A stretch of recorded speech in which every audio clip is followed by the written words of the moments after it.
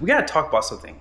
Last week, we talked about right to repair and just all the stuff that's been going on with Lee Zeldin and President Donald Trump. And so I didn't want to do a video on this, but I figured, you know what? We have to have an honest discussion. And at the end of this video, I'm going to ask a question that I want you guys to answer honestly. See, I know that I've not been the best when it comes down to, creating peace. I'll be honest with you guys, but I get riled up about this because sometimes in life, if people aren't willing to see facts, right? Like there are clear signs of abuse of power from the EPA in the past, right? We know this. And now that President Donald Trump has been bringing things to light, like I showed you guys in the last video, people were getting arrested for fixing trucks. Now he was using the term fixing trucks, obviously loosely, but again, I understood what he was saying. And I know a lot of people were a little offended by that, but here's what I don't get. Why is it that people got prosecuted for removing emissions equipment? I know that you guys will say in the comment section, well, it's the law, it's a federal offense, and I get that. But listen, people have been taking catalytic converters off of cars, and I'm talking about gasoline powered cars, for years and years and years. I have never heard of someone going to jail for removing a catalytic converter. Okay, that's not true. People have gone to jail for removing catalytic converters. They went to jail for removing catalytic converters that weren't theirs. So I'm talking about people who decided they wanted more performance out of their car, so they went catless. I've never heard of anyone going to jail for that. Even when they went to try to pass emissions, right? Because some people actually take out the catalytic converter in the OEM pipe and just put it back in, and even still, you can smell that gas a mile away. And I personally don't like catless exhaust. It's just too strong of a scent. So I always run high performance cats that are 50 state legal. Now let's go ahead and read this article because I'm not going to harp on this one, but the next one I show you guys, this is going to concern you a lot, especially if you have just a little bit of concern about our freedoms in this country. So let's go ahead and jump into it. And I'm telling you, be very, very, very cautious in the comment section because I know people are going to get upset about this. And it should make you upset because this is, again, the Chevron deference all over again. So this article is on Car and Driver. It says here, Trump's latest pardons include diesel tuners who violated Clean Air Act. Now, if I don't ever put these articles in the description, you can always type out this title here and just put Car and Driver in the search bar and you can find it. But it says here, among last Friday's raft of pardons by President Trump were 9 mechanics and tuners facing millions of dollars in fines and potential jail time for violating the Clean Air Act. Convicted of bypassing or otherwise modifying mandated emission controls on diesel engines, the 9 now join a Wyoming-based mechanic who had his felony conviction erased by a presidential pardon in November. Now, I'm going to skip through some of this, so be sure to pause if you want to see most of it. But this talks about the Clean Air Act and then Environmental Protection Agency. But we're going to scroll down here. I'm going to skip down to where it says heavy-duty diesel applications. Increasing emissions regulations come with added running costs and also potential power limitations.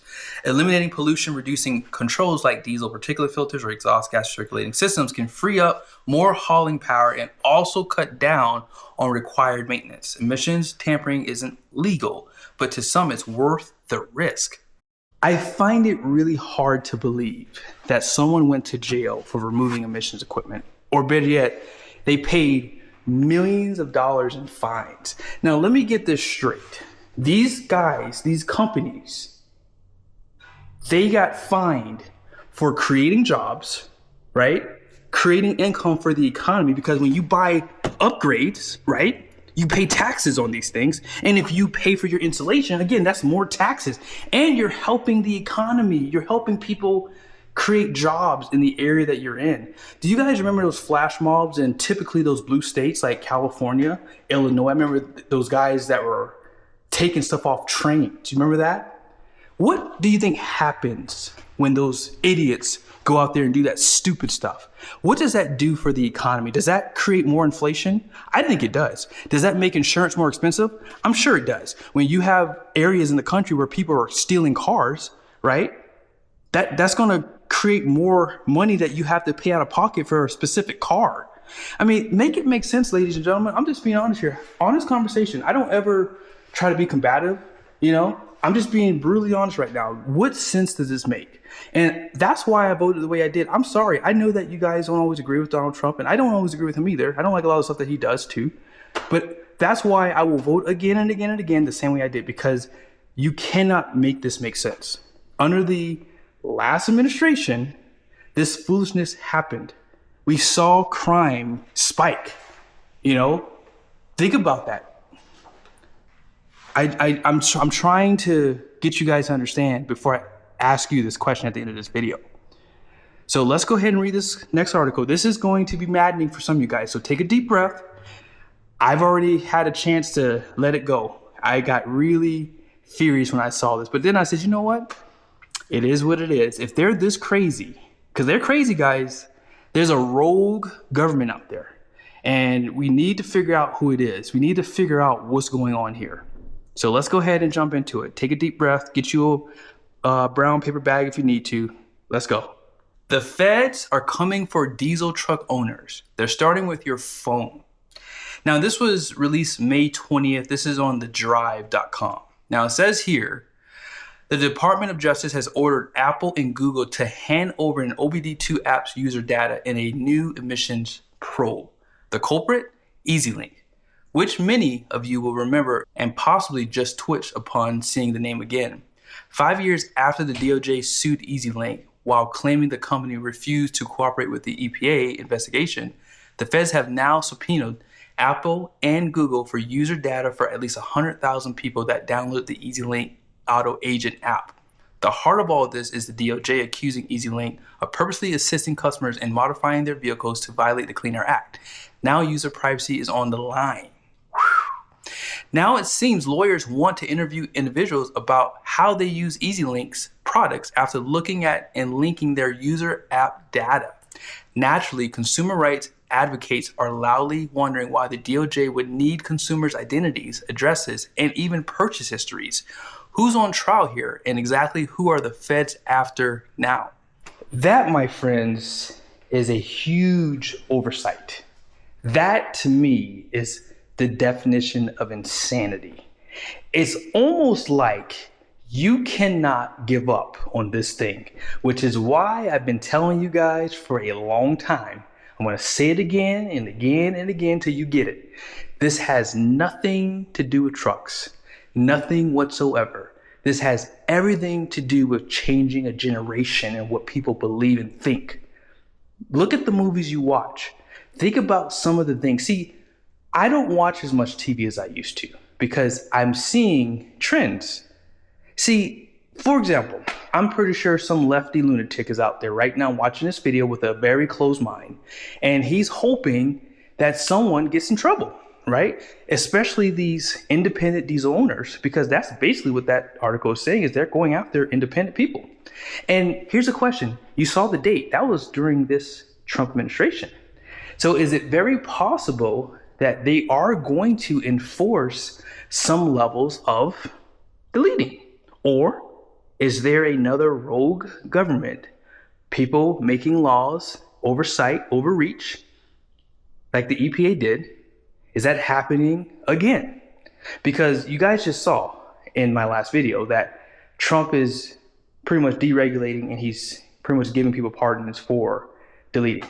So obviously that may have happened right at the end of the Biden administration, and so on and so forth. So we don't know.